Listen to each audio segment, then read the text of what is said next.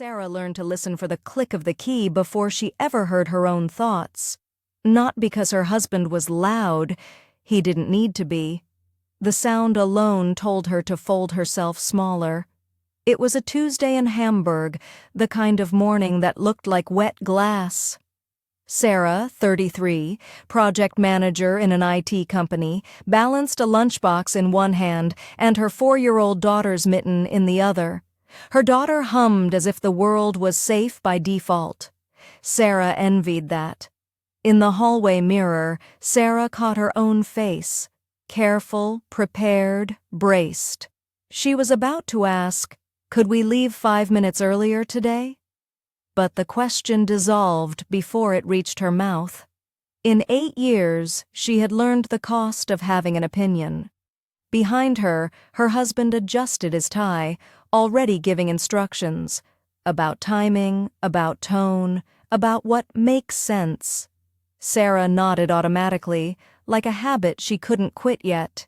And still, somewhere under the nodding, a small part of her whispered, "Why do I feel like a guest in my own life?" At the Kita entrance, warm air smelled like crayons and wet wool.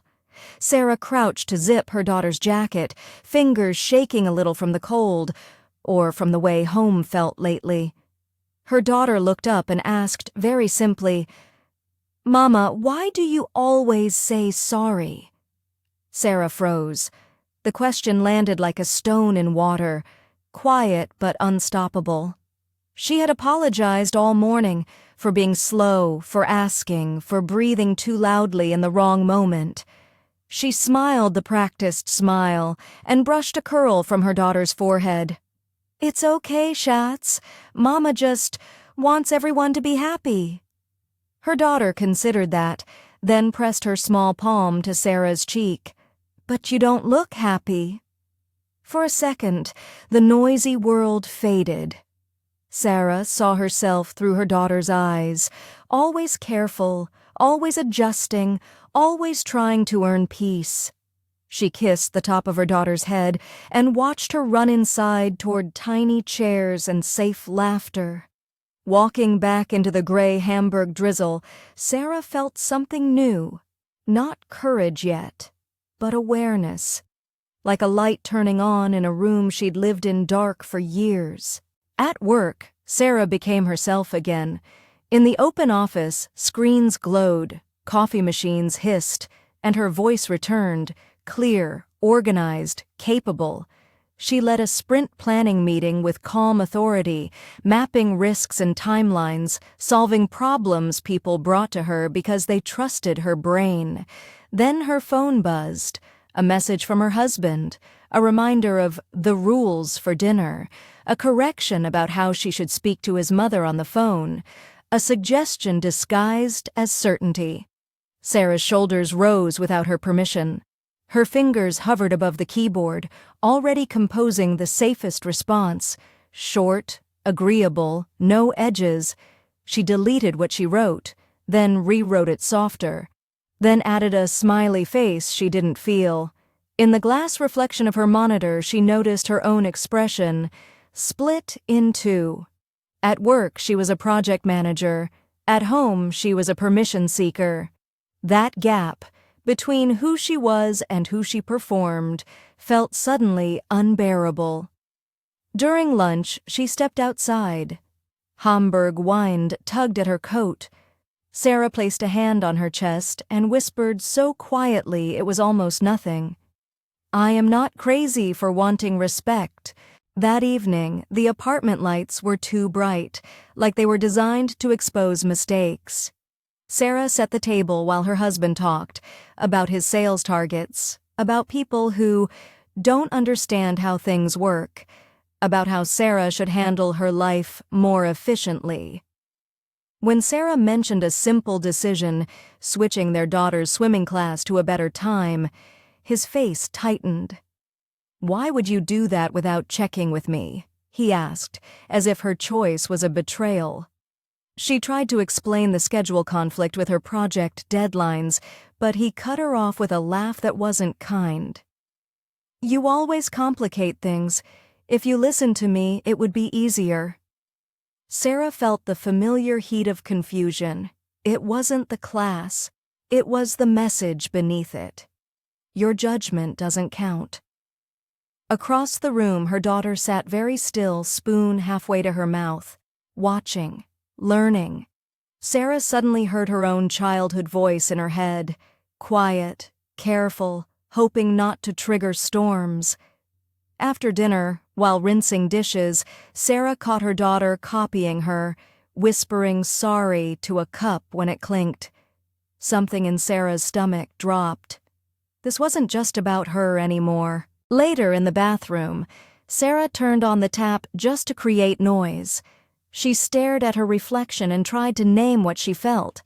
Tired, small, afraid, angry at herself for staying, afraid of leaving, afraid of being alone in a city where her family lived far away, back in Spain.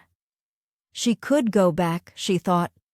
Everyone would say that's the logical thing. But Sara didn't want to run back to an old life to escape a current one. She wanted a life she chose. Here, in Hamburg, where she had built a career, where her daughter spoke German like it was music. She opened the window. Cold air rushed in. On the sill sat a small basil plant she'd bought weeks ago and almost forgotten. The leaves had drooped, thirsty but still alive. Sara watered it slowly, watching the soil darken, watching the plant lift itself a little. A thought arrived, gentle but firm. If something can live after neglect, maybe I can too. She didn't make a plan. Not yet. She only promised herself one thing. Tomorrow, she would tell someone the truth. Not the polished version. The real one. The next day, Sara chose a quiet cafe near the office. Warm lights, soft jazz, windows fogged by rain. She met a colleague she trusted, someone who had once noticed Sara's nervous flinch at sudden sounds and said, "Hey, you okay?" without pushing. Sara wrapped her hands around a mug and tried to speak. The words came out uneven. "At home, I feel like I'm always wrong," she said. "Like my opinions are dangerous." She paused, embarrassed by how small her voice sounded. "He controls everything. If I disagree, it becomes a lecture.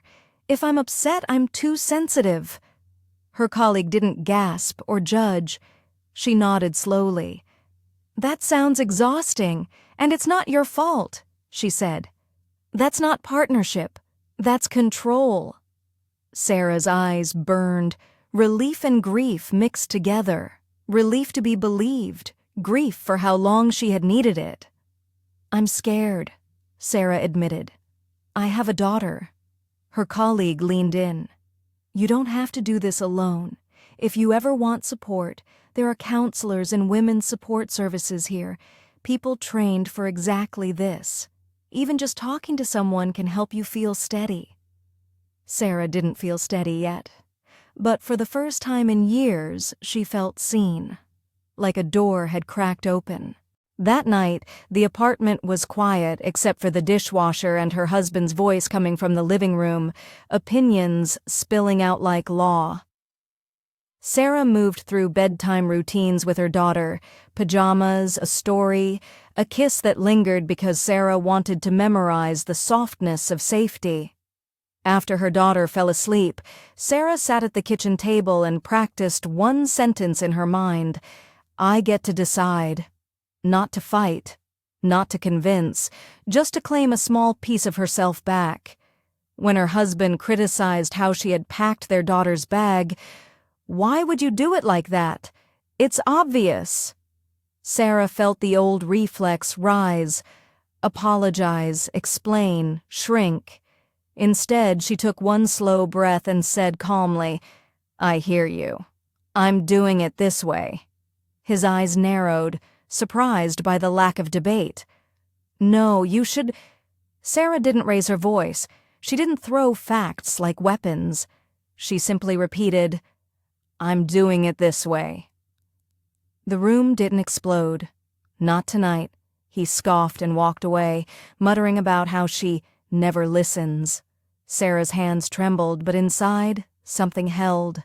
A tiny new muscle, self-respect, being used for the first time. In the window, the basil plant stood a little taller. Sara noticed and almost smiled. On Saturday morning, Sara took her daughter to a park near the Elbe. The sky was pale, the air sharp, the river moving like it had somewhere important to be. Her daughter ran ahead, red cheeks, laughter bouncing off bare winter trees. Sara watched her and felt a heavy tenderness. 8 years had taught Sara how control could hide behind, "I'm just helping." But motherhood had taught her something else. Love is not fear. Love doesn't demand silence. On a bench, Sara told her daughter a small story about a bird that lived in a golden cage. "The cage looked pretty," Sara said, "but the bird forgot how to sing. One day the bird found a tiny door and remembered it had wings." Her daughter's eyes widened. "Did the bird fly?" Sara swallowed. "Yes," she whispered. "Not all at once, but little by little." She didn't mention Spain or escape routes or battles. She just held her daughter's hand and let herself imagine a future that wasn't ruled by someone else's moods. A home where her daughter could grow up watching her mother choose dignity. As they walked back, Sara made a quiet vow. "I will show you what freedom looks like, even if I'm learning it too."